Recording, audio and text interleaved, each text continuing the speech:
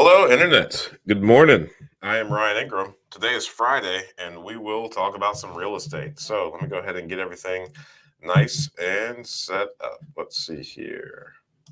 All right, post your questions in the chat. Let me get this disclaimer rolling, and we are good. So, any questions that you might have, more than happy to answer them, or at least give you my take on them. In the meantime, let me think through some ways I can catch everybody up. Good morning. Good morning. Let's see. We almost have all of the places that we have under contract closed. I think we just have a few more out there. Let's see. Properties under contract. So we currently have 9 under contract still.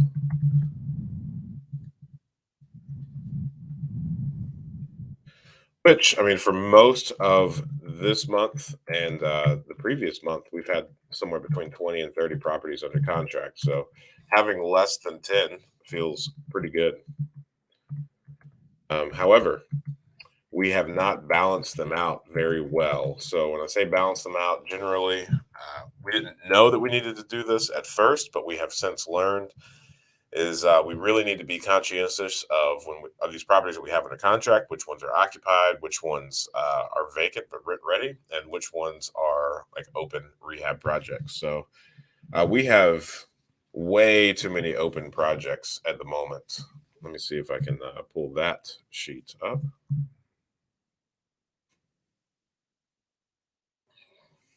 Let's see here. We currently have 27 open rehab projects. So if you have listened to any of these live streams before, I've often shared that we generally never want more than 10 open rehab projects going on at the same time. That includes just like our normal turnovers. We started the year with 80, and that was true at the beginning of the year, that number 10. We have since purchased right around 100 homes, just shy thereof. And we started the year with no employees, and now we've got 3 guys working for us full time. So that helps out a lot. That has dramatically increased our bandwidth. So while I think 30 is too many projects to be going on at one time, I think 10 would be too few. So the answer is probably somewhere in the middle, but definitely not 30 and definitely not 27 where we're at. So we're definitely a little bit overwhelmed at the moment, but it's really fun. There's no real textbook on exactly how to build the business that you're looking to. So a lot of it's trial and error. And we've got a great group of guys, super happy to be a part of them and all be working together towards the same goal. So we have a lot of fun there.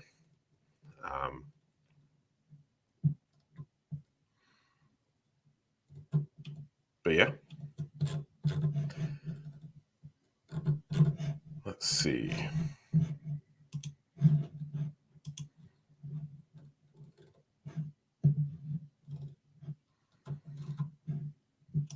The Ingram rental calculator, that is live in the App Store.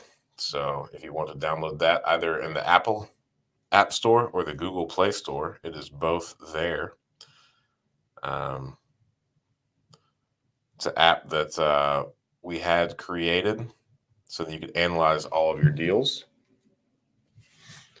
I'm a little bit biased, but I think it's pretty solid.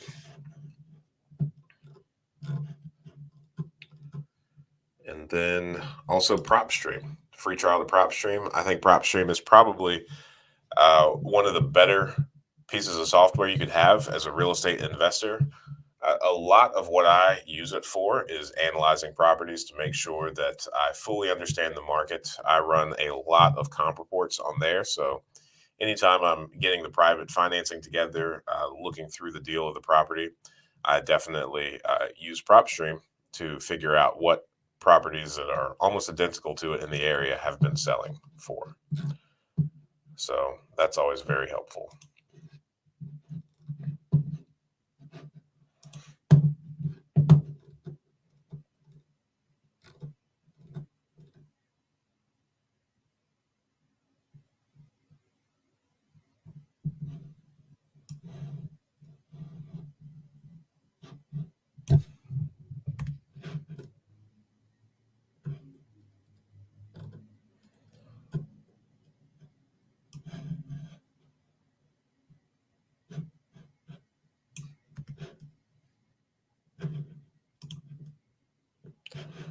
All right. Well, let me think of anything else that I have to say while we're waiting on some questions to roll in. Hmm.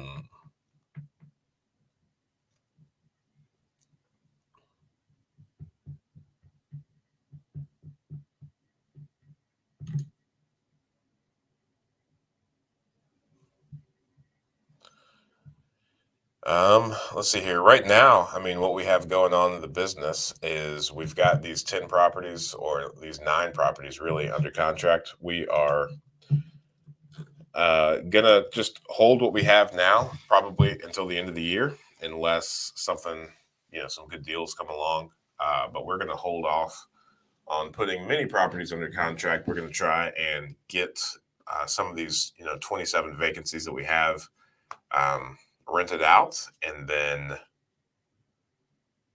from there, really, we are trying to gear up our team, get our systems down and established, and get everybody really motivated. Because my brother and I, our goal has been to double every year until we can't. And I'm thinking that the year 2022 might be the last year that we'll be able to double, if we're able to accomplish that at all. So right now we are currently at 183 doors.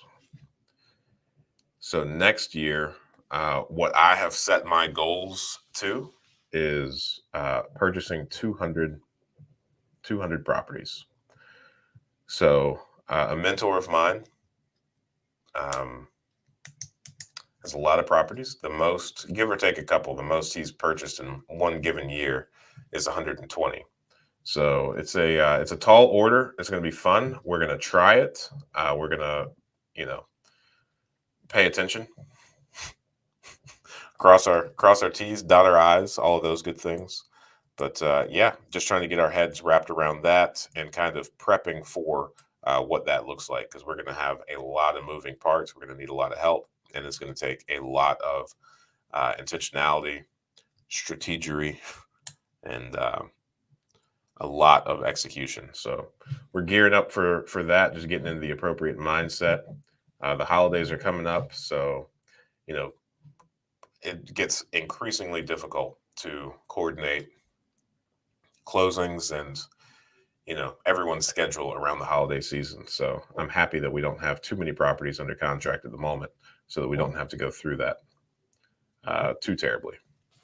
So January 1, we're gonna hit the ground running and try to acquire 200 homes. So I think that's right around 18 a month, 18.33. 200 divided by 12, 16.66 per month. So we bought 20 or 30 properties last month, and that was a lot. That was a lot of work. So I think we would not want to hit 30 properties in one month again. That's probably what has generated a lot of the issues that we're dealing with now, and a lot of the vacancies, is how quickly we purchased 30 of those. However,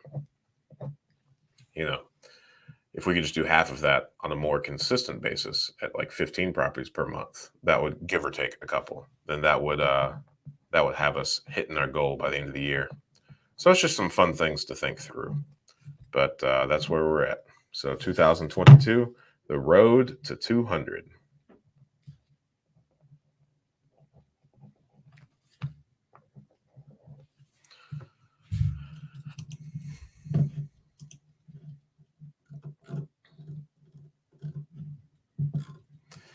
And then, I mean, at the beginning of the year, we set out our 3-year goals, and our 3-year goals had us at 350 homes by the end of 2023. So we're currently at 183, and if we are successful in acquiring 200 homes next year, then that'll put us a year ahead of our massive goal that we set out to accomplish at the beginning of the year, or the beginning of last year.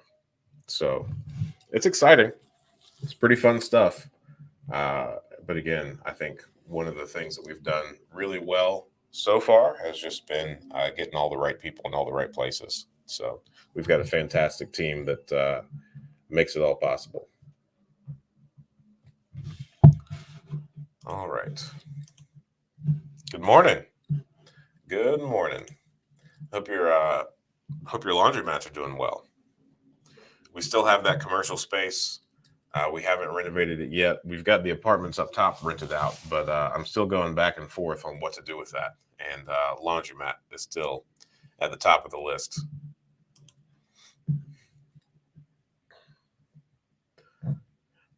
You know, at one point we did put on our goals that getting into commercial spaces is something that we were interested in, and we still are. But man, it is a completely different ball game, of which we know nothing about. So I'm thankful, very thankful, that there are apartments above it that we know exactly what to do with. So that's pretty exciting. And then I don't know, we've got such a good thing going on the single home front that it's tough to check up and try to learn new things when we've got this big machine churning in the background. So any questions you might have, go ahead and throw them in the chat. Happy to answer them. Have a commercial building I'm thinking of purchasing. Owner is 1,000 miles away and just wants it gone. 18 months left on 5-year lease with Edward Jones. $1,100 for $79,000.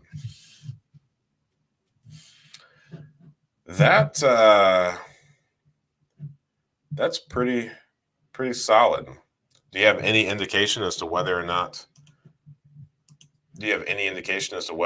the Edward Jones tenants want to stay? But if it's occupied as Edward Jones, then I mean, you could pretty easily. I mean, that's already set up to be any sort of like financial or insurance office. So that should be a pretty easy turn.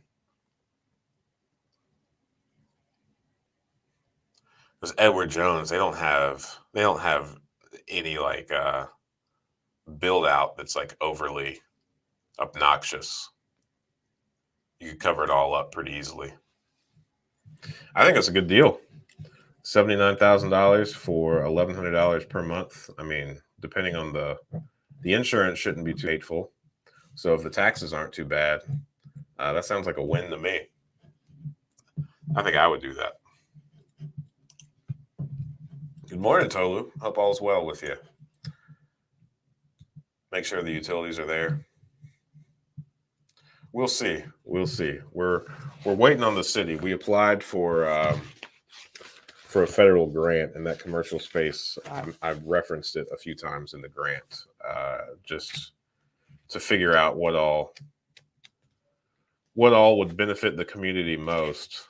Just the way that the grant was set up for a lot of community input. I would love to have some community input on what is done with that commercial space. So we'll see. I should hear back before too long about that grant and what all they're able to do, and if they're even interested in that commercial space. The guy says a very good chance they will do another 5 years, and they know rent is a little low. Yeah, I think that's a fantastic deal, just from what I know about it currently. Because it's also not like Edward Jones could afford to have any crazy deferred maintenance on their space. They have to present well. So, yeah, I'm a fan. I think that's a great tenant, and I think that's a really good purchase price. So, if you can get a couple $100 a month out of it after all your payments and allocations, I would say it's a solid deal, especially over the long term.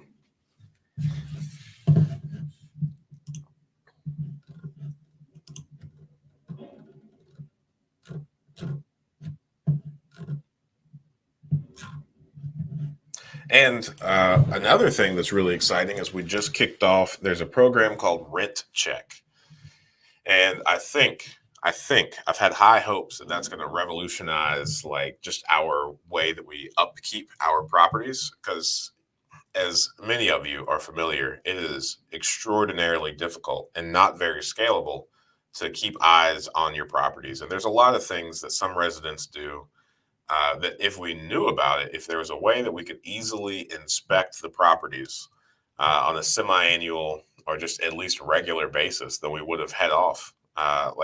We have turned a couple of units lately where I guess people keep dogs in their basement. I guess that's a thing. And there's just the floors end up being covered in dog poo. And that's not good for the house. It's extraordinarily expensive to clean up. And we most certainly wouldn't have tolerated that had we known. So obviously, when work orders come in and our contractors see that, they definitely let us know that the people are living horribly and that we need to intervene in some way. But again, that's not the best or most reliable way to do it. So there's this program called Rent Check, RENTCHECK,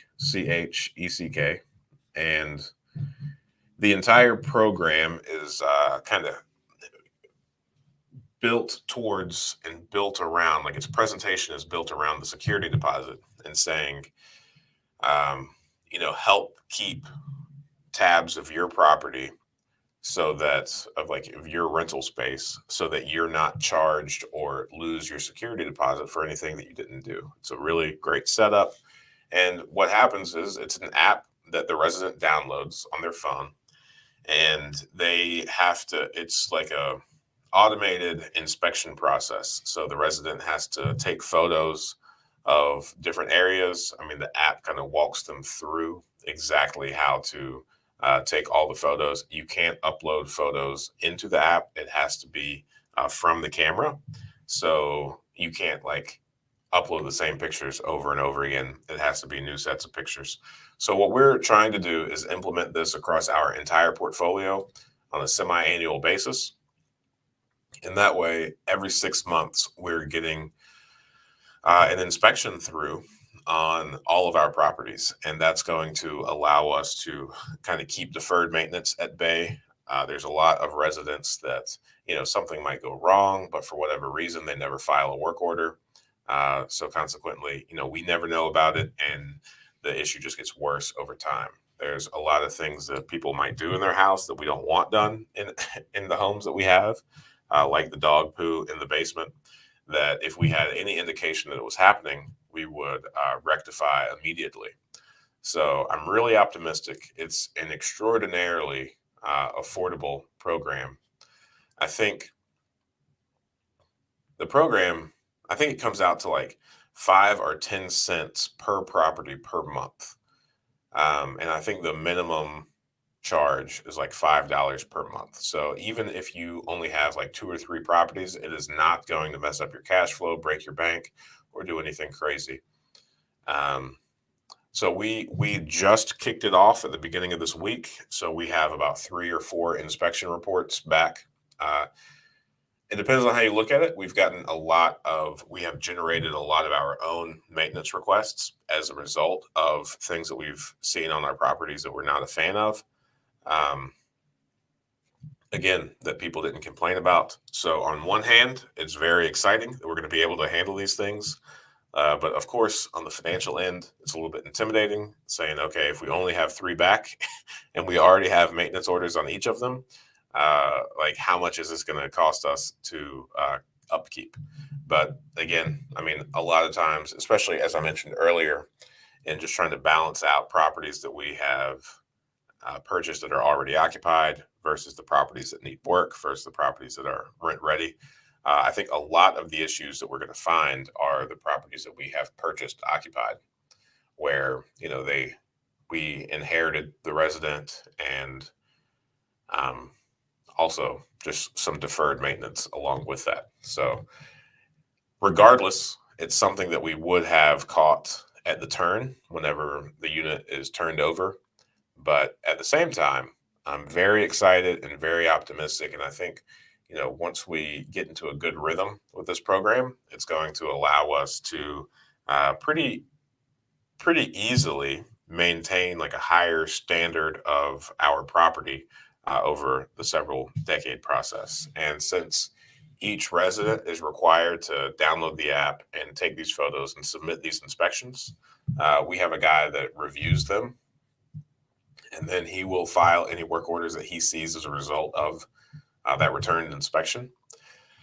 So it is a lot more scalable, and it requires a lot fewer man hours than if we were to try to send one person around on a regular basis to go inspect all of the properties. That would be like a full-time job. Yeah, thank you, Eric. I appreciate you being on here.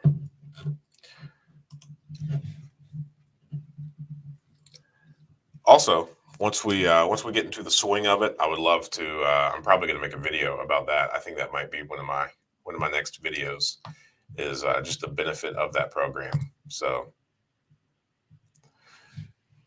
very, very rarely do I think new technology comes about that is a game changer for the small mom and pop real estate investor.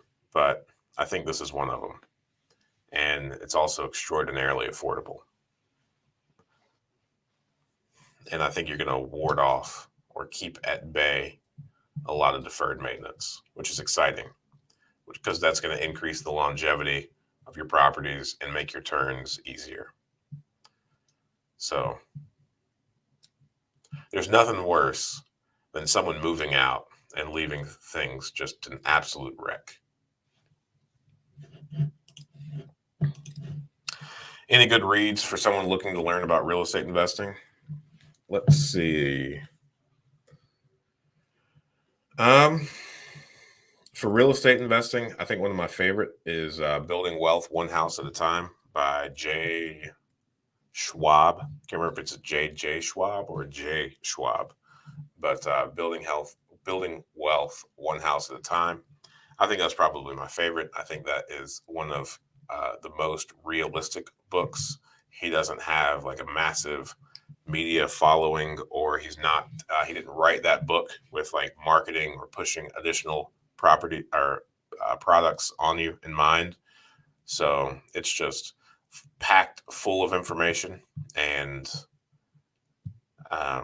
isn't asking you to do 10,000 things to continue to interact with him. So I appreciate that. And let's see here. What else?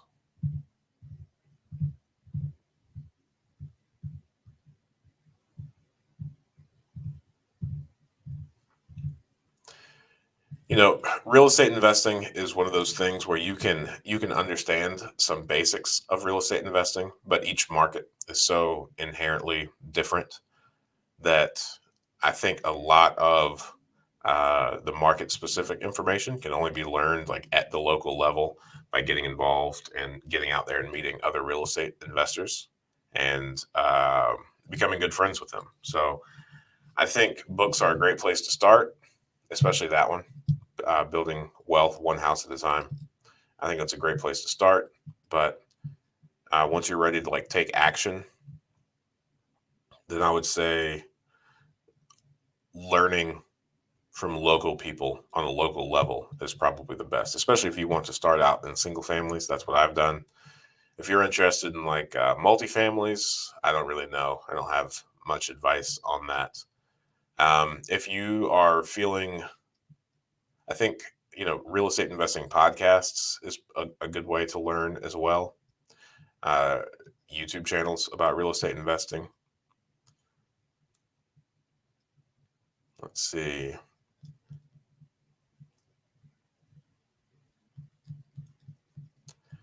If you are feeling up for the challenge, I would say Bigger Pockets, looking at some of their stuff. But, just like anything on the internet, there's a lot of bad information there. There's a lot of people that are trying to sell their brand and their programs and whatnot. I'm not a fan of that. And I think a lot of the information is a little bit skewed and unrealistic. But like all things, you can find some good information in their materials as well. Brittany B., good morning. Oh, don't forget it was Friday. It's the best day of the week. It's the day of the Friday morning real estate chat, and it's the end of the week. So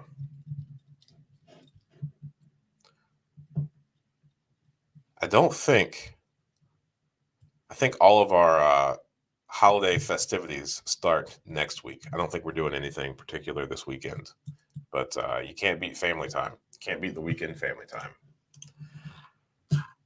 All right. Let's see.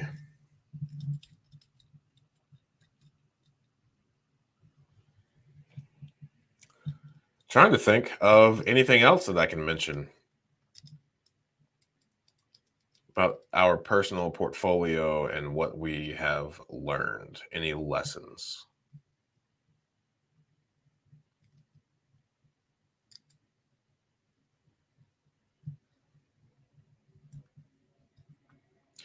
We just went through a massive ordeal with one of our lenders. It's an institutional lender. They're a bank, but we did not do anything wrong. But our closings got pushed back like a week and a half, and they just had a bunch of internal one thing after another. So we just went through like a round of angry real estate agents and sellers from having to extend these. Um, that was not fun. We made it through it, and the banks eventually released and dispersed all the funds. But that was tough, just dealing with the angry people. And especially since, like, there was nothing that we could do on our end. It was just the bank getting all their documents together, making sure that there weren't any errors, making sure that their processes went smoothly. But that was difficult. I think that was the main thing that we were wrestling with last week, is just trying to be readily accessible for the bank to satisfy any of the additional paperwork that they came up with before we closed. So that was painful. And just in thinking through, like, in the future, what are things that we could have done to make that entire process easier or smoother? And there really wasn't anything. There was just some crazy hiccups uh, internally at the lender that had nothing to do with us. So hopefully this was just a one-off, because they're a fantastic bank to work with. Oh yeah, payday. I've had to really weed through the information and take bits and pieces because folks are trying really hard to sell products. Yeah, and I just, real estate is one of these beautiful things that it has been around for so long. Like, since people have been around, they've always needed places to live, right? So, I mean, there are some duplexes, some apartment buildings that were built in the 1800s that are still around today. So, it's kind of like a franchise model, and it's one that everyone interacts with on a daily basis, whether they know it or not. So there's not really ever any new information uh, or like cutting edge. It's not an industry that's full of innovation. It's pretty, at this point, pretty well established. So any information on like the how to stuff is all public domain. The books are there. The information in your community is there. Pretty much in every market, anywhere in the world, there are successful real estate investors making profits. So it's just a matter of connecting with them. I'm not a fan of paying for real estate courses or any sort of education on that. I am a fan of paying to be part of the appropriate community. If you decide that you want to, make a radical change in your life, or just if you want to get into something new, a lot of times people don't have the appropriate people in their network that are, like-minded, that will encourage them, that will help them solve their problems. So I am a fan of paying to be part of networks or like mastermind groups, people that will hold you accountable, that will lift you up, that will keep you motivated. Just being part of the appropriate community. I think that is the piece that most people are missing once you make up the mind. Now, there's some people out there that are just wired to be able to do it all by themselves, and they don't get discouraged because no one else is there with them. And there are other people that, really want to be in a community and belong and strive after similar goals together. And I'm one of those people. So I get a significant amount of value of being around other like-minded people. So one of the only things that I will ever sell is membership to like the mastermind group. The Seek Wisdom Mastermind is what that thing is called. So um, there's that. And, the guys there are having a decent amount of success. And just the camaraderie, the group, it's all good. Some early Bigger Pocket podcasts are pretty good. Too confusing now for beginners, for sure. Yeah, just so much stuff out there. Do you ever suggest working with community organizations, for example, if you are going into a community that has some issues but want to help change that by addressing the housing? So, I mean, that's what I do, right? So, like, one of the things that brings my soul a great amount of joy is going and finding the distressed properties in particular communities and making them really nice again.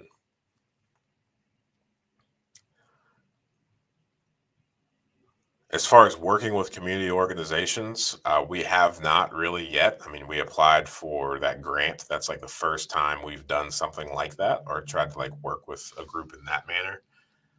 Um, as far as community organizations go, I don't know. It's always wrong to lump everything together, and I'm positive there are some good community organizations out there that mean well, and we're looking for them, people that we can partner with. But just speaking in broad strokes, I think a lot of community organizations have great intentions, but don't execute on anything uh, that impact their intentions. So one thing that I'm sensitive to and that I never want to accidentally do is get tied up in something and it actually slow down progress rather than speed it up. So if there's a community organization out there that is a fantastic partnership, that you have familiar, goals to, then I think it's probably better to work together than individually in some capacity, not necessarily like partnerships, but maybe just like alongside each other. But I would definitely not encourage anyone to be a part of anything that would uh, even accidentally slow down the progress that you're making. If you had the option to have a Roth 401k, would you still have cash years out? I had a Roth 401k. I had a Roth 401k and a Roth IRA. I would say that when it comes to retirement accounts, if that's something that you're going to participate in, it should be Roth. Pay the taxes on the front end rather than on the back end. That way you can just go ahead and get it out of the way. Um,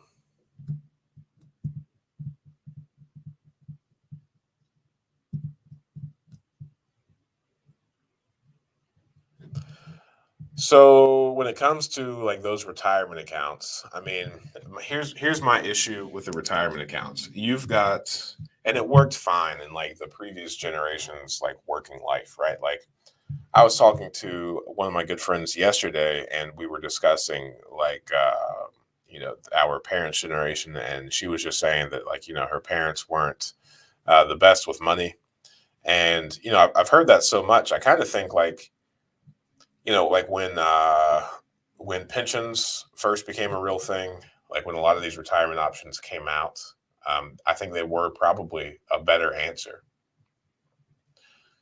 But like all things, they're bubbles; they don't last forever.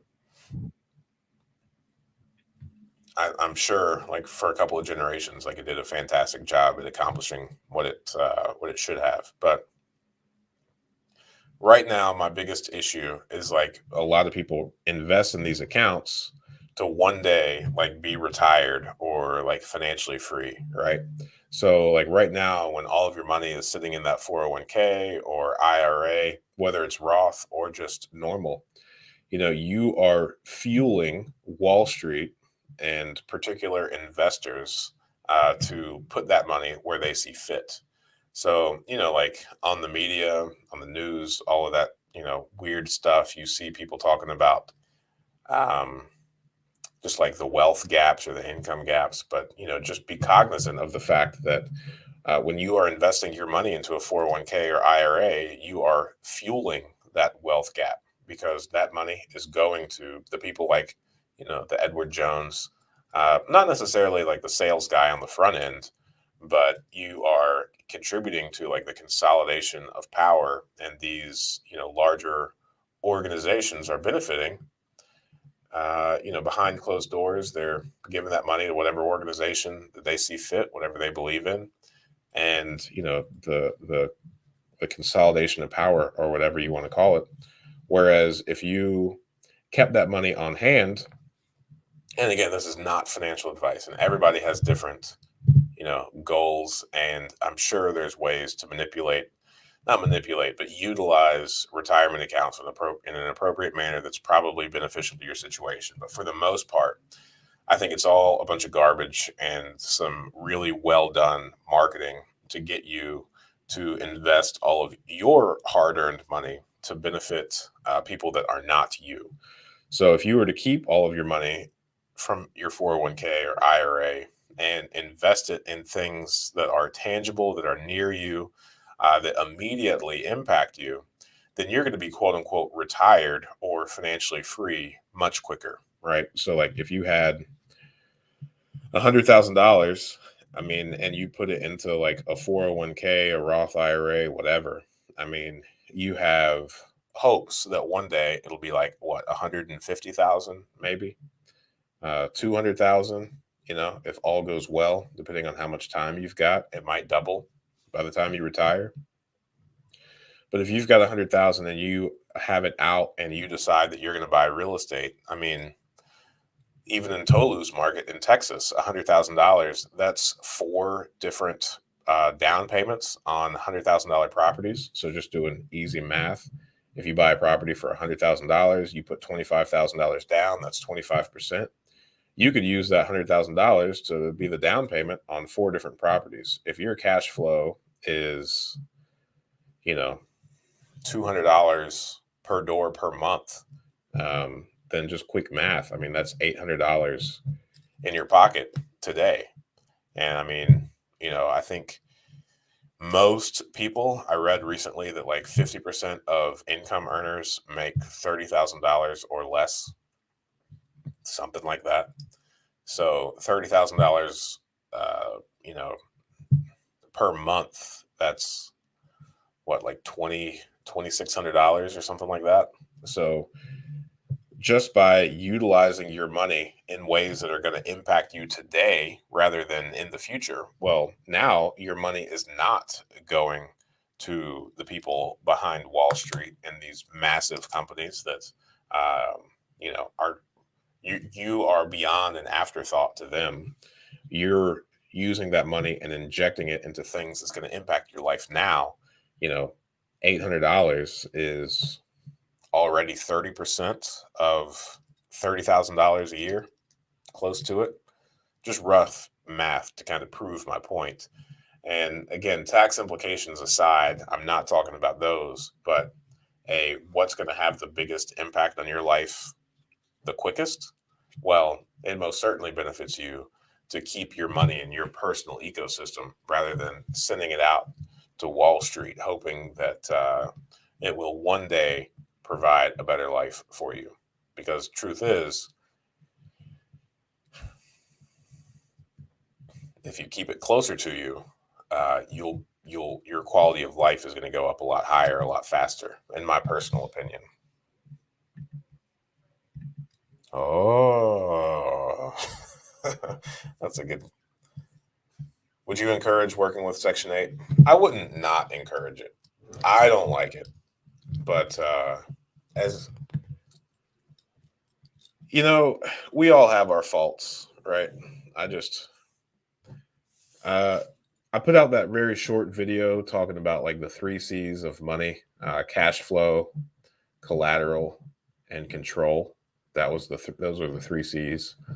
So I'm really big on the control piece, and that's what I just vented about or ranted about with the Wall Street and the 401ks and IRAs is it might, it might have some cash flow, it might have a little bit of collateral, but there's no accountability. If your 401k or your IRA tanks, there's not a single thing you can do about it. So you're giving up a vast majority of control when you're making those investments. Section 8 on a much smaller scale, you're still giving up a decent amount of control when you work with Section 8. Section 8, they have the ability to not pay you and determine that you are not owed back rent, like if there's an issue. Like, one example for us, and again, speaking in broad strokes, I know a lot of people that do very well on Section 8, and, they have their business and some systems built around interacting with them that ease the process. We don't. All of our Section 8 properties, we have purchased them with those residents already in place. And we had one of these Section 8 inspections. It was determined that we needed to replace a roof. They gave us like 30 days to do it. It was in the middle of the pandemic, so roofers were hard to come by. Everybody was really booked out. We were not able to accomplish it inside of 30 days. It took us closer to 90 days. Well, because it took us like 90 days to replace this roof, the inspector came out and determined that we were not in fact owed, because at first we were told that we would get back rent for however long it took us to replace that roof, like however many months went by. But that was not true, because longer than X number of days passed, and once we fixed that roof, they said, "Oh, nope, you're not entitled to any of the previous rent." And I just don't like that, because not only did I sacrifice a great deal of control, I invited in, or inside of my little business, I invited an entity that has the power to determine what money I either am or am not owed. And I just don't like that.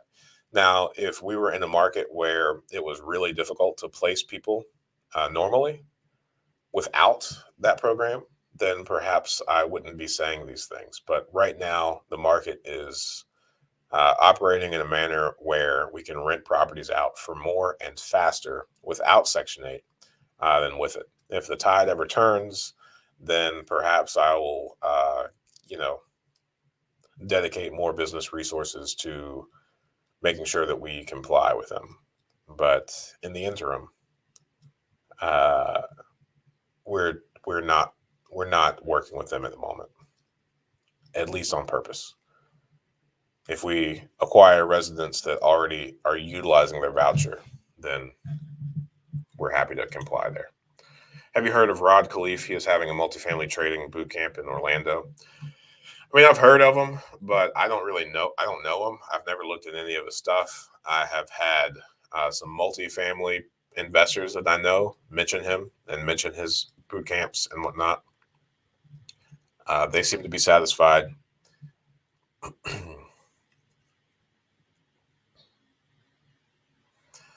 At one point, I was writing a bunch of insurance for a lot of the multifamily people, and when I was talking to them about like, how'd you get into real estate investing, and just like the small talk that goes through, that goes on with meeting someone new that's also a real estate investor.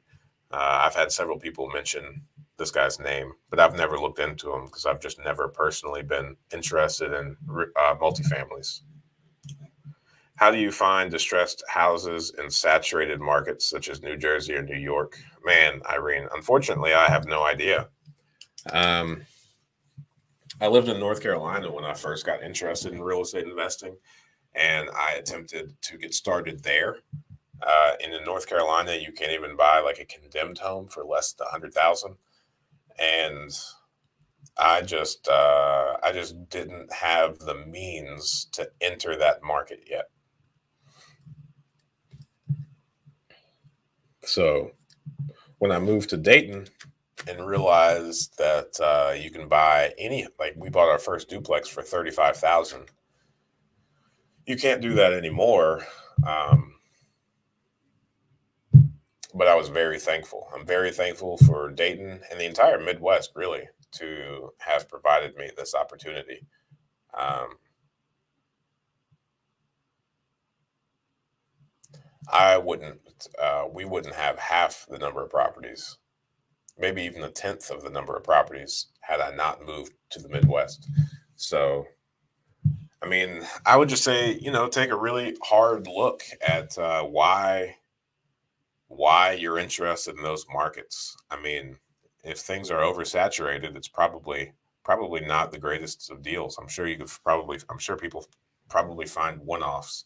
And one thing that I've said often is, you know, real estate's one of those things where in every given market, in any given time period, you've got real estate investors there actively making money.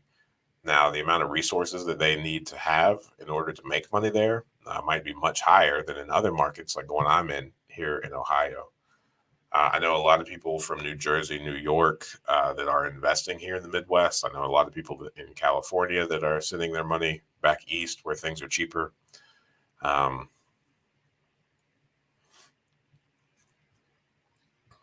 it was a really, really, really difficult decision for me to move away from North Carolina. I love North Carolina. I grew up there. My parents were there. It was very difficult for me to stomach the idea of leaving. I could have found an infinite number of reasons to stay and very few to leave. But ultimately, I said, hey, I'm young. I've got plenty of time to move back if I don't like it. Um, and I mean, once you become okay with moving somewhere else in order to find additional opportunity, because I mean, there truly are, different opportunities in different places. Like Mr. Jeff Bezos, he moved from New York. I think he was on Wall Street. And once he decided that he wanted to get started in, the online space, he moved out to Seattle, Washington, because that's where Mr. Bill Gates himself was. And consequently, because old Bill was there was a lot more opportunity to get involved in that type of stuff there than where he was in New York. So if you're interested in getting started in real estate investing, then I would seriously look at where's the best opportunities in the country.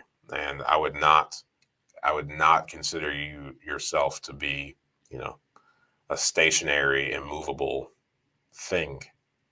I would move to where that opportunity is if I were you. Now, a good friend of mine, would be all about moving, but he was divorced and he can't move because his ex-wife and his child would not be able to move along with him. So if you're in a situation like that, I completely understand.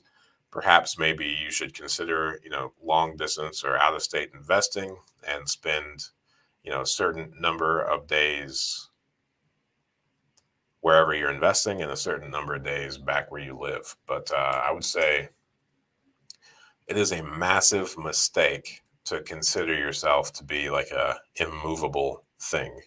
And I would definitely encourage anybody, regardless of the industry that you're interested in, to move to the place that has the most opportunity in that industry.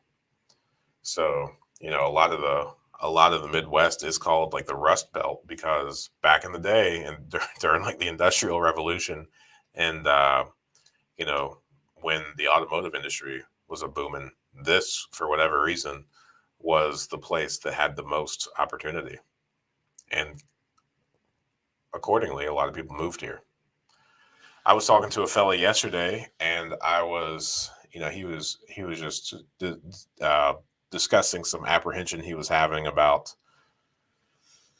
you know, his financial situation. And in looking back on it, in law enforcement, that's where I was before I moved. I mean, if you look at my net worth now versus when I was a cop, if you look at my income now versus when I was a cop, um, the comfortable, uh, the easily,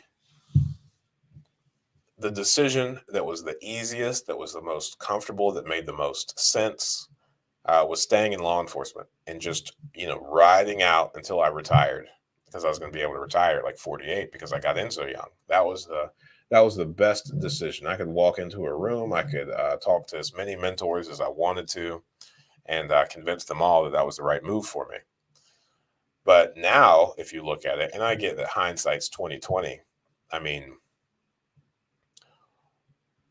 if you look at the cost of me staying in law enforcement, it would have been much greater than any amount of money that I ever could have either made or saved while being in law enforcement. So again, if you compare, what I have now versus what I had then, uh, I mean, one of the things that my wife and I talked about recently is had I stayed in law enforcement, had she, that we would not have been able to really afford having more than two kids. We would have been either, living paycheck to paycheck or, whatever. I mean, it wouldn't have been comfortable at all. And so now, I mean, you add the kids to the list. Us moving to Ohio, us going out on limbs, um, taking some risk, getting into real estate.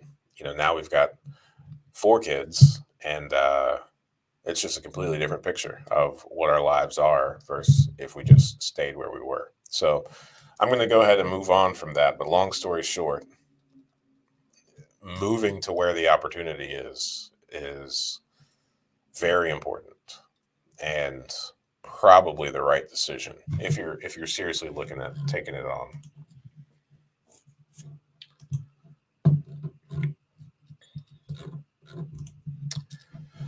All right. Any questions you might have? Go for it. I am here to give my opinion. It is 9 a.m. We've got 14 people on. Super thankful for all 14 of you.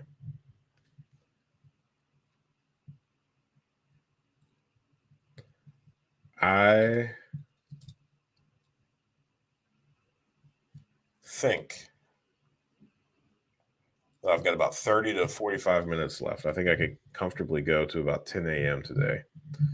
The insurance agency, we have hired another guy. I've got another interview later on today. I'm going to try to build out that business a little bit more,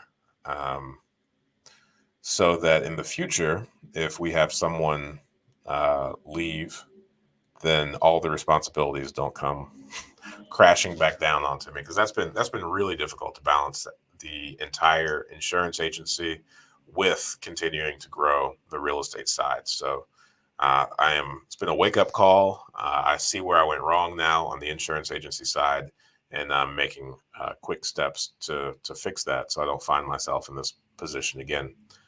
So that's really exciting. I'm having a lot of fun building that out, and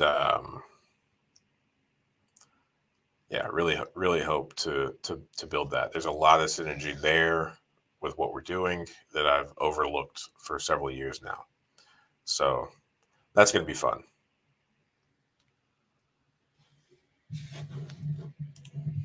You may have stated this, but where's the link for your mastermind group? Let's see here. I don't think I did. That's seek-wisdom.com/join. So it's right there on the banner now where that disclaimer normally is.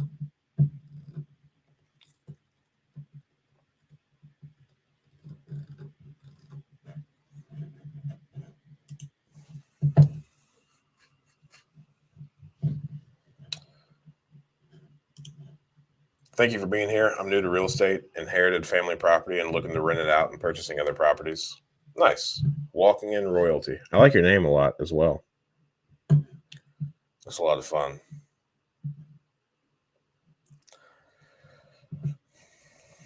I think I was in another conversation about this yesterday, actually, is just passing things down and like just the entire inheriting process. And, as a father of four, my oldest is only 4, but I'm doing my very best to be intentional about leaving enough information behind or building things out enough and teaching my kids enough now to where if anything were to happen to me, everything would go on pretty smoothly. So I think now with as accessible as cameras are and you can record a video on your phone, I would encourage everybody to either be really intentional about leaving instructions, leaving lessons, leaving books, or even videos of yourself explaining things about the business, explaining things about like lessons that you've learned, explaining, your intentions behind things, like why are you investing in rental properties, what you get out of it, what you hope to get out of it, what you hope to leave the other people. I would be really, really intentional about that because life is very, very short. And a lot of times, again, as humans, we really love being comfortable. We don't necessarily always think long term, but the last thing you ever want to do, I think, is leave a bunch of stuff with very few instructions, or have emotions that are left unsaid, or even intentions that are left unsaid. So that's important.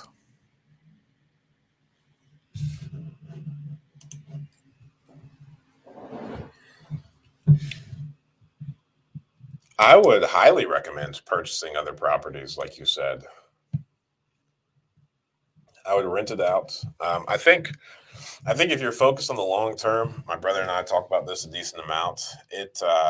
Unless you need like a large cash event, or you could benefit by having more cash on hand now than in the future, very seldom does it make sense to ever sell any properties. So my I've got a little bit of that hoarder gene in me, so I don't like selling stuff or getting rid of stuff in the first place.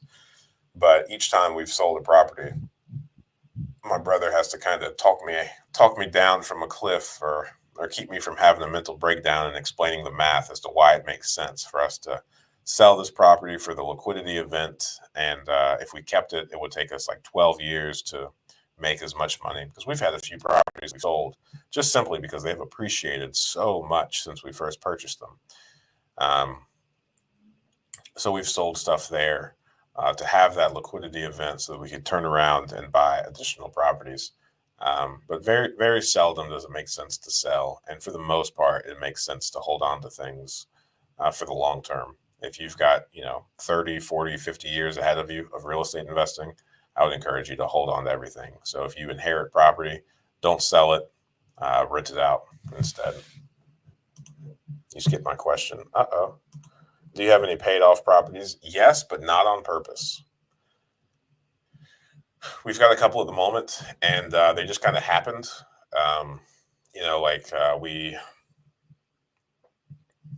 Like all the ones that we had right now, we had private investors lined up, and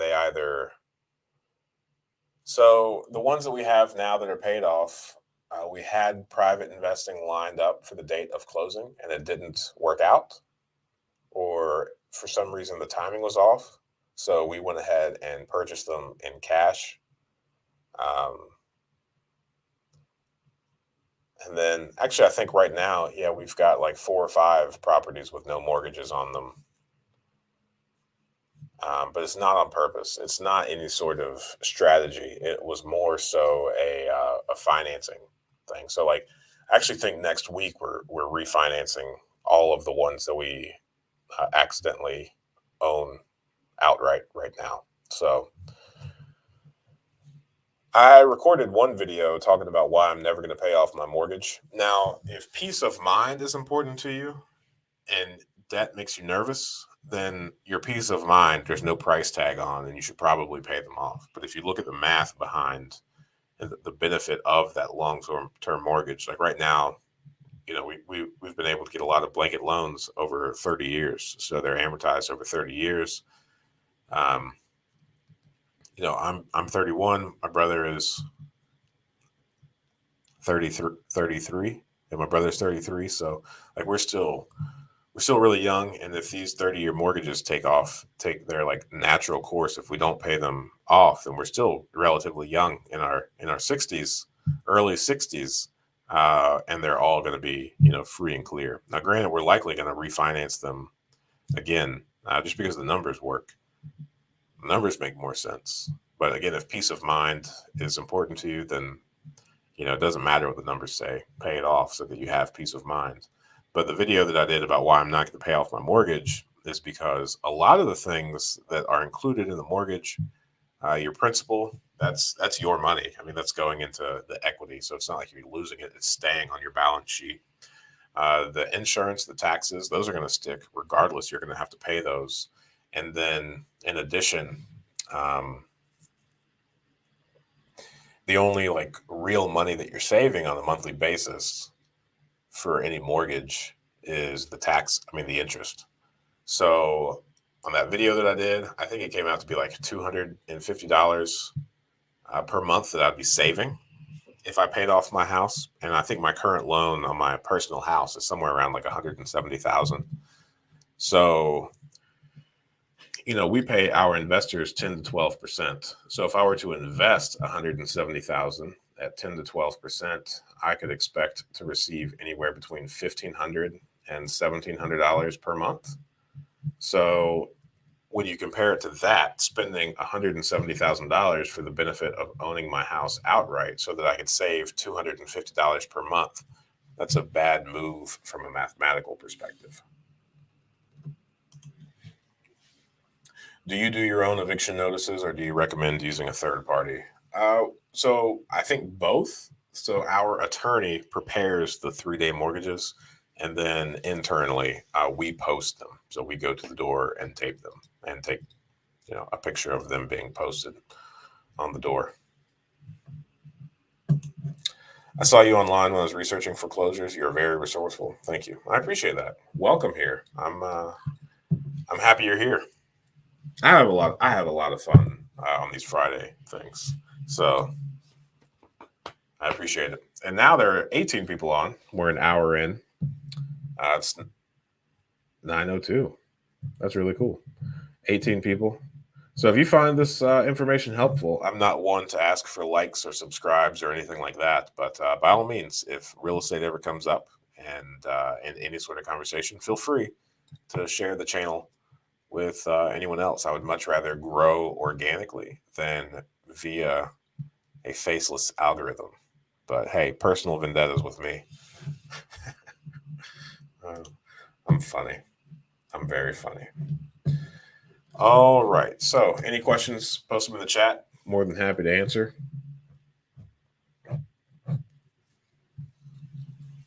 More than happy to answer.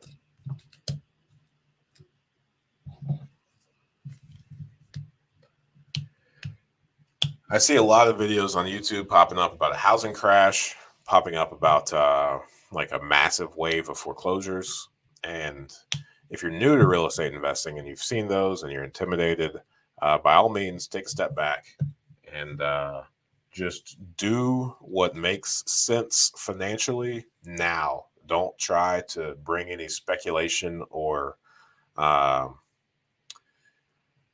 any of that doom and gloom stuff into your financial decisions. Do what makes sense now. Leave the forecasting and all the speculation to the talking heads that you see on the televisions.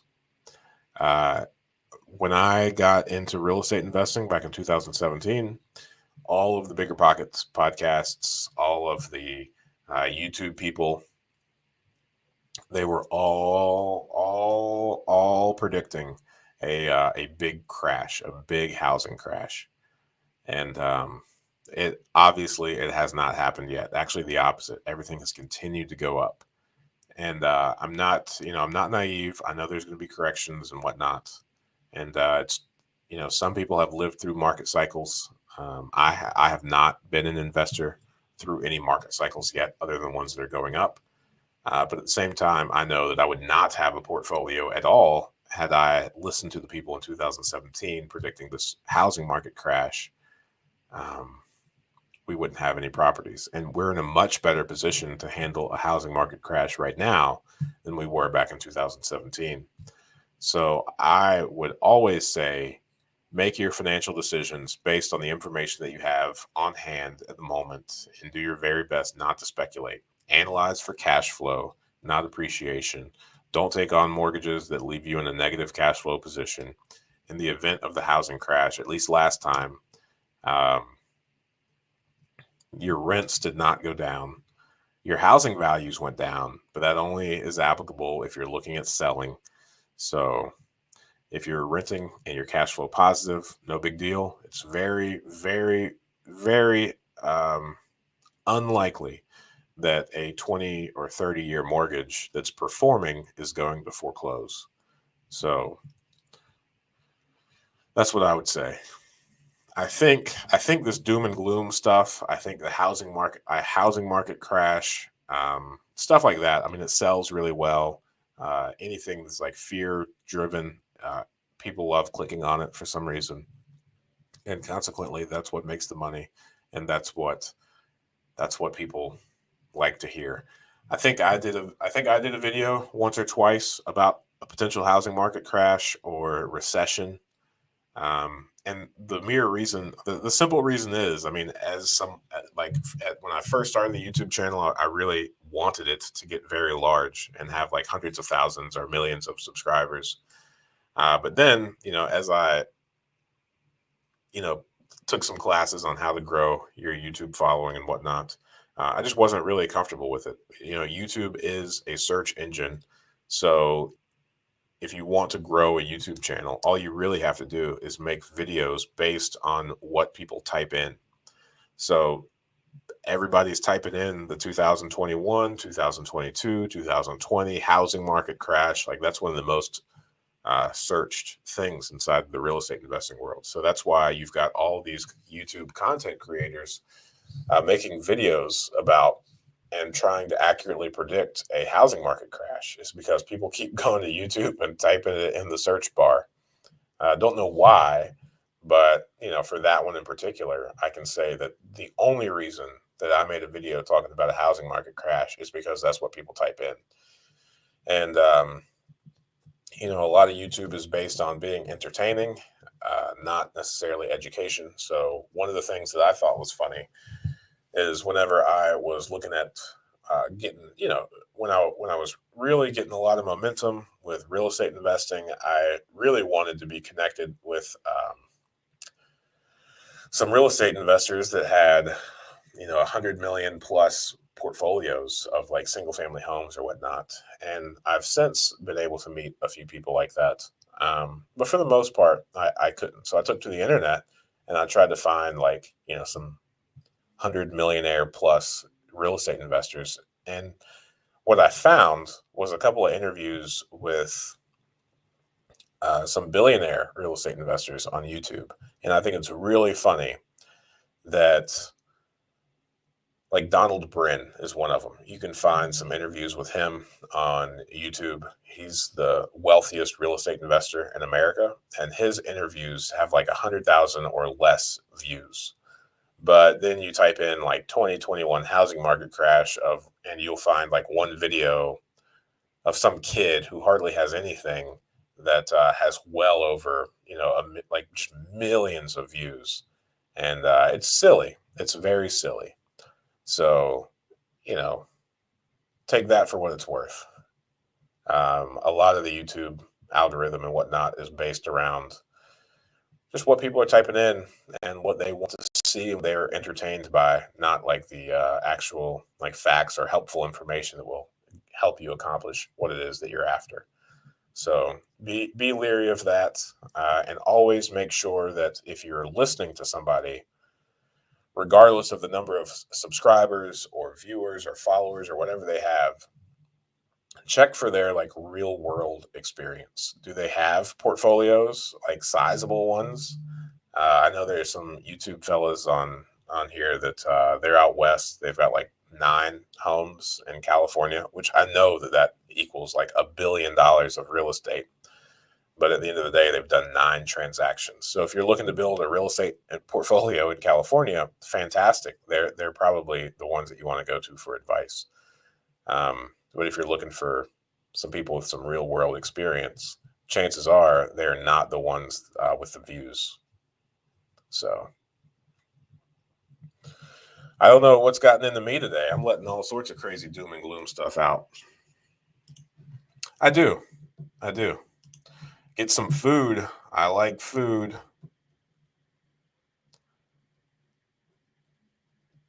2 patents. Congratulations, man. Patents are fun. I do. It makes sense to get into real estate. Everyone needs a place to live. They sure do. Mom says, don't try to predict the future. Yeah, don't do that. Don't do that. Y'all have a blessed weekend. Thanks for all the info you share. Thanks, man. Do you think you can get a property manager to rent out a house room? You can. You can get a property manager to do anything. If you're going to rent 6 bedrooms at a home, do you need a commercial loan? No. If it's a single family home, SFH, the single family homes to 4 units. So if it's 4 units or less, it can fit on a normal residential loan. However, it's important to note that pretty much all financial institutions are extraordinarily conservative. None of these people want to lose money. From the insurance industry, that's also true. So the way that insurance premiums are calculated is, you've got these actuaries that analyze. I promise there's a point to this, not just another long rant. You've got actuaries in the insurance industry, and all they do is take 100% of the historical data available to them and figure out the percentages, the chances, the likelihood of something horrible going wrong. And then that's how they create, their premiums, what they end up charging you. So the only way to get an accurate premium is by analyzing a massive amount of historical data.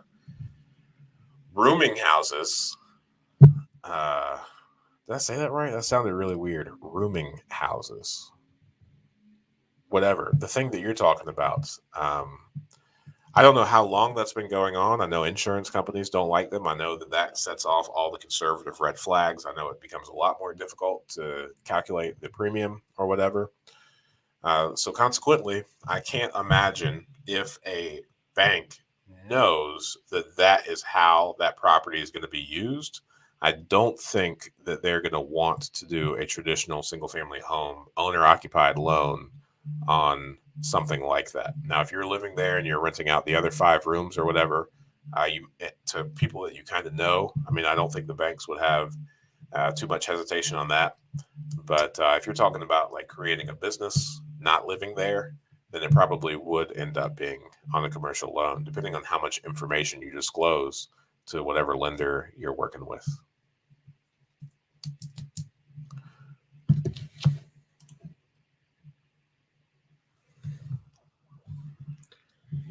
No sound.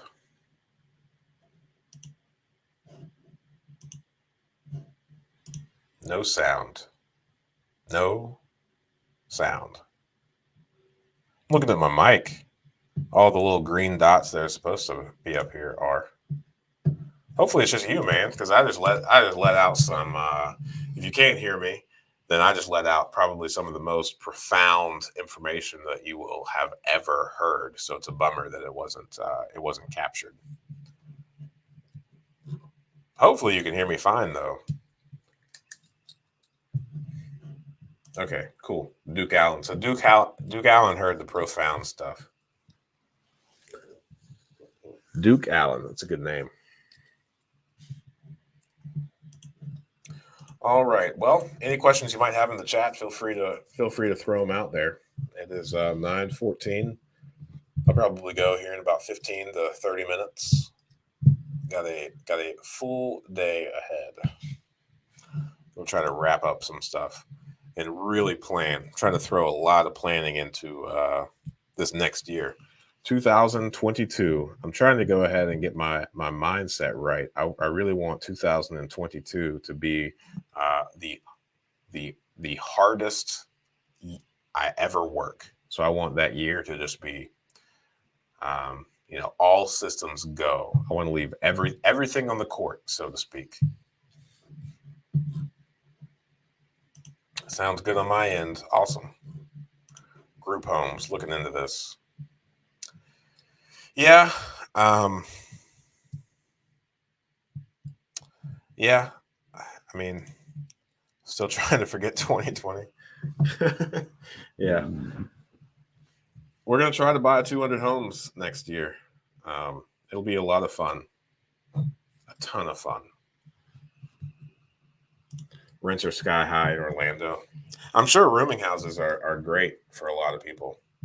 And I know I met one guy on YouTube. His name is Spencer Cornelia. He's got a decent channel, and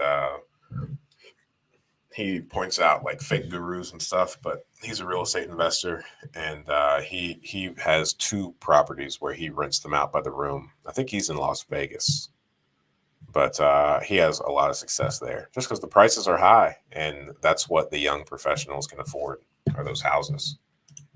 Exactly. Yep, I agree. I'm getting really pumped about 2022. Really pumped.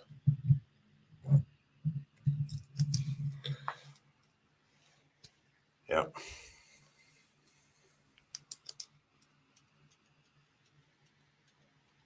Just excited, you know.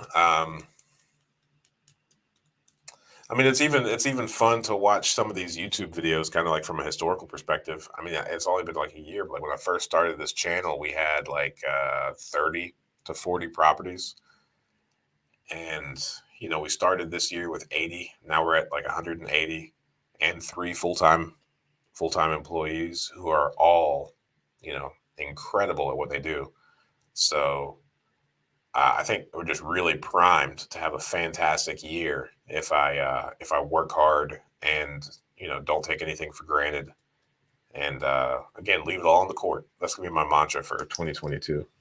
2022, all in the court.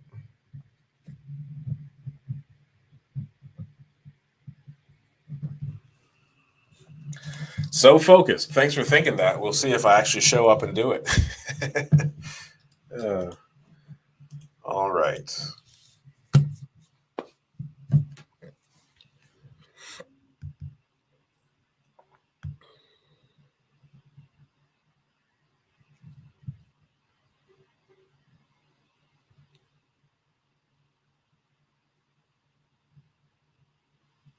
Yeah, when I first started investing here, like we bought a 4 unit for $100,000.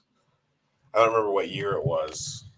We owned two 4 units. We bought one of them for 100,000. It was rent ready, recently rehabbed. It was one bed, one baths, and then we bought another one, a 4 unit, two bed, one bath for 75,000. It needed work. It had a new roof and new mechanicals, but three of the units needed almost total rehabs. So we did that.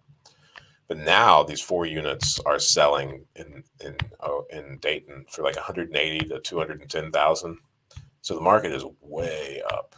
Um, I remember when I first started investing, I saw like down in Cincinnati, the 4 units were going for around 200,000, and I was like, "Wow, Dayton is never going to be like that." But here we are. Here we are. My brother just sent me a 4 unit that just hit the market for 210,000. That's what brought that up. And he said our property is much better than this, which is true. It's very true.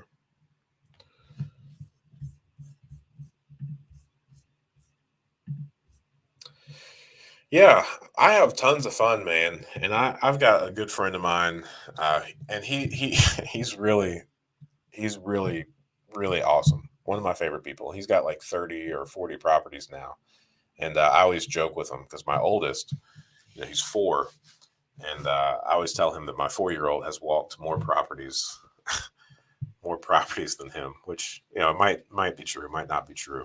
I do my best to take my son to as many properties as I can, and just point out everything. And he's getting really good.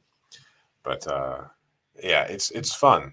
I've never been a dad before. This is my first time. We've got four, and the oldest is four, so I have no knowledge beyond how to parent a 4-year-old. But I'm trying really hard to be intentional and teach them what I think is important in understanding business and especially rental properties like the physical. I've got some good pictures of him helping us with some of the rehabs. He's a hard worker. He stayed at some properties with me from like 5 a.m. to like 6 or 7 p.m. And no naps or anything. So he's put in some long days, and I have a lot of fun. And I think teaching that work ethic is really important. Generational wealth, it's one of those things that it motivates me. I love thinking about it. I love planning it. I love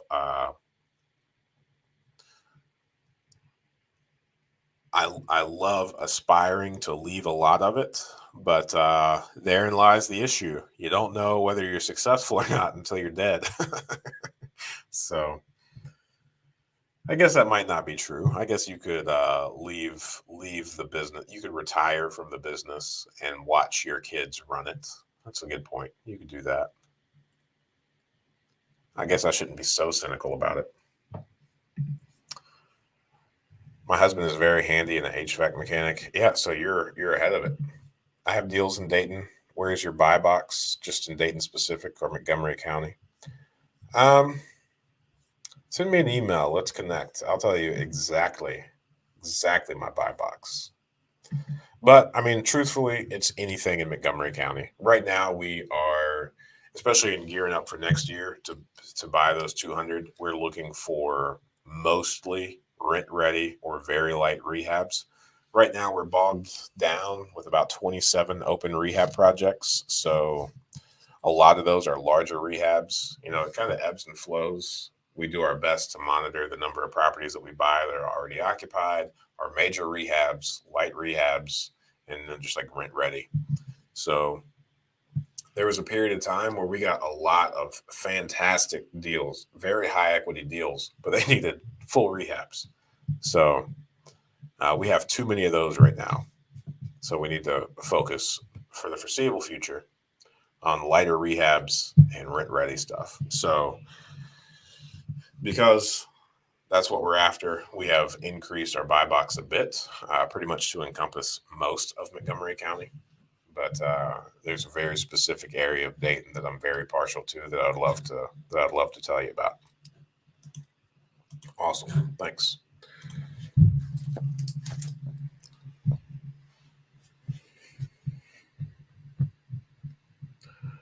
All right, 19 people on. Super thankful for the opportunity to speak with you today. My wife told me a couple weeks ago that she was playing the live stream during breakfast for the kids, and they just had no concept that they couldn't talk to me and that I couldn't hear them. So that's funny. Tell me about umbrella insurance. um, so umbrella insurance, it's sneaky. Umbrella insurance is not a term that means the same thing at each insurance company. So there are two different things that you really need to look for when you're buying umbrella insurance. Umbrella insurance, to some companies, only covers the underlying policies that you have with them. So let's say you've got 2 of your 5 properties insured with one company, and if you bought an umbrella policy from them, it would only cover those 2. So if you had anything happen at those other 3, it just would not be covered. Some personal umbrellas, a lot of insurance companies, like your bigger ones, like let me talk about Safeco for a second, just because I know it. So Safeco, in order to have a personal umbrella with them, then you have to have your auto policy with them. However, Safeco is a little bit sensitive towards real estate investors specifically. And last I checked, if you had more than 16 properties, Safeco did not want to insure you. So your umbrella would not, in the underwriting process, I'm sure it would cover you if you had something happen and you had more than 16 properties, but it would likely non-renew shortly after that claim. If I were a guessing man, I don't know, and I'm not speaking on behalf of Safeco. So there's like what's called a true umbrella, which is all of your stuff, and generally it's the companies that are a little bit more insured friendly. So I guess the first thing that I would say is, because insurance is so nuanced, you should not be working with like a captive insurance agent. You should not be working with an Allstate, a State Farm, any of the ones that you see very heavily marketed. I would instead go to like an independent agent who's got the ability to represent multiple insurance companies and I would tell them everything that you own, all of the things that you're planning, and let them come up with like a creative way to ensure all of your stuff and best protect you. Um, the Allstates, the State Farms, these captives, first off, they only have one product. Second, they have massive quotas. So even if they are your really good friends and they act like they have your best interests, at the end of the day, you're just a number they got to get through real quick so that they can meet all their numbers for the month. Independent agents, the relationship is a lot more important. They have different options. So one company non-renews you, turns your back on you, you don't like them, you don't have to go out and find another insurance agent. You can just get requoted through that same agent with a different company. And again, in umbrella insurance, each company, they have their own policy. They have their own policy forms. So it's not, umbrellas are one of those things that it's just not so easy to describe them in detail, just because with each different insurance company, it means something different. I would say, though, that for the most part, the true intentions behind the umbrella insurance is the rule of thumb that I would say that everybody should know is you should have an umbrella policy for equal to or greater than your net worth. So, like, let's say you're worth $2 million, you should have a $2 or $3 million umbrella.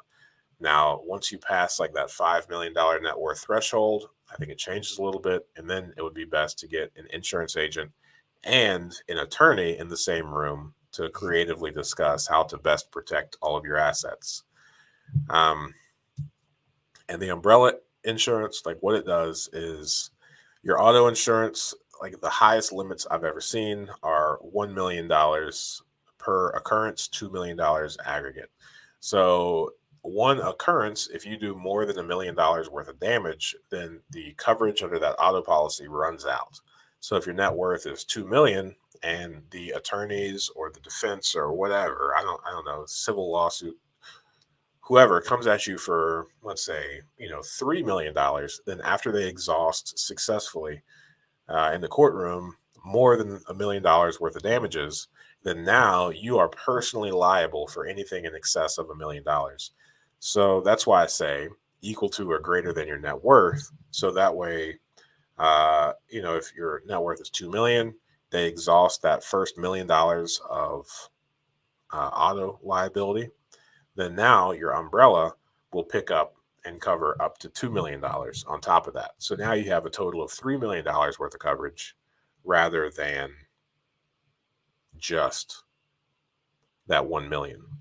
So now they have to exhaust $3 million worth of insurance before you are personally liable for all of those. It's also important to note that it has to be a covered loss. So uh, the auto liability has to agree that it's a covered loss, and the umbrella insurance has to agree that it's a covered loss. Some umbrellas, the true umbrellas, as what some companies will call them, it can start at $1. So let's say you do something in your car that the auto insurance policy determines it's not a covered loss. So from the auto policy perspective, you could potentially be liable from the first dollar.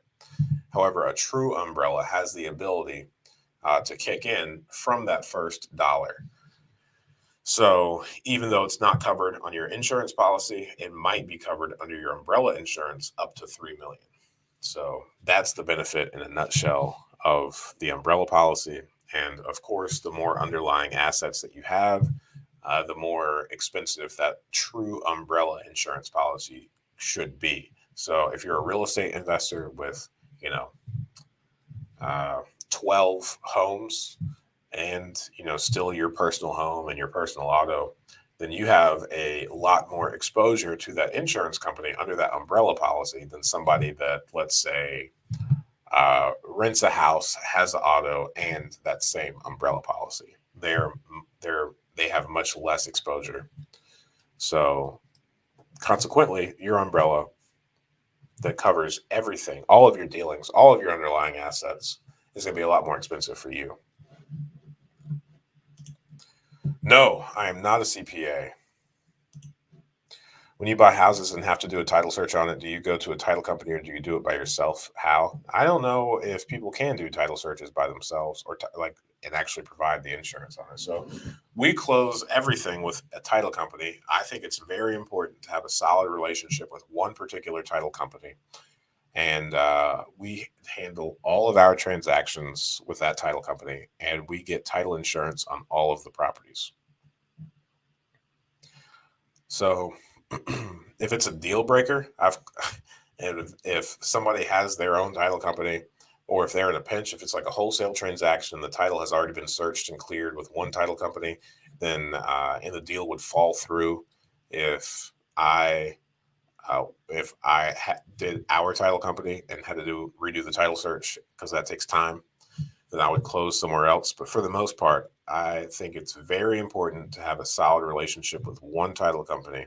Use them for everything and always buy title insurance so that in the event there is a title issue, something that you didn't know about, you've got the insurance to cover you during that. Do you have a real estate license or you don't need one because you're an investor? Yeah, I don't need one. And I don't want one. So we've got one investor that we work with. I mean, one real estate agent that we work with a lot. At first, I always just used whoever the listing agent was. But as we consider scaling and having our systems and whatnot, we found it very helpful to use one realtor that's very familiar with all of our stuff. So he's got a whole file on us that has, our proof of funds, and he just makes the entire transaction very easy. He knows that he's got a relationship with the title company we use, and he often coordinates a lot of the transactional stuff on our behalf, which eases our workload, which makes us very grateful. So I got one property in Ohio and live in Florida. Umbrella would not work. That is not true. Not true. Not true. You just need to get two insurance agents that are willing to play nice with each other and spend time on your situation. If you ever need anything 3D printed, I have a 3D printer. One that's 500 millimeters in size. Nice. I would have to get creative to figure out, but I'll keep that in mind. I think that's really cool. Feelings about estate planners. You know,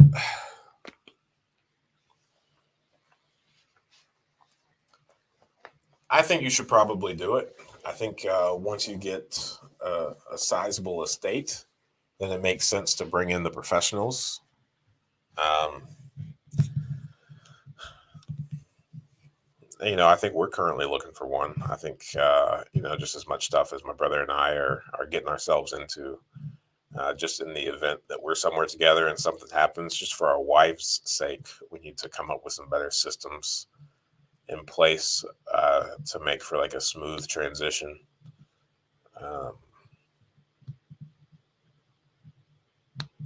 Yeah, estate planning isn't something that we've dug too deep into yet, but we probably should. I was thinking of getting a real estate license too. Thank you. I mean, it's not a bad thing. I know a lot of people that get their real estate license and just because they want to be real estate investors, and the two don't really have anything to do with each other. If you want to save on some commission, then I guess you could be your own agent. Um, I would say the hassle and headache of getting your license is probably for most investors greater than the benefits of having one. But, this is also coming from a guy who doesn't have one. So take that for what it's worth. No, that's really cool. Well, I'm going to go ahead and call it a day. I'm going to wait a couple minutes for some last minute questions. But other than that, I think I'm going to go start chipping away at some of the things on the old to-do list.